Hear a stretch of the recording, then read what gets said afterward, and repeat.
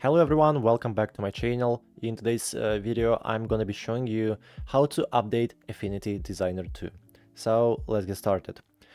First of all, you need to open Affinity Designer, and now you need to click on Help at the top left. And here in this list you need to find the check for updates option right here and just click on it. You'll see this notification from Affinity Designer. An update is available. An update from 2.5.5 to 2.5.7 is available, but can't be installed because there are open documents. So it means that firstly, you need to close all your documents.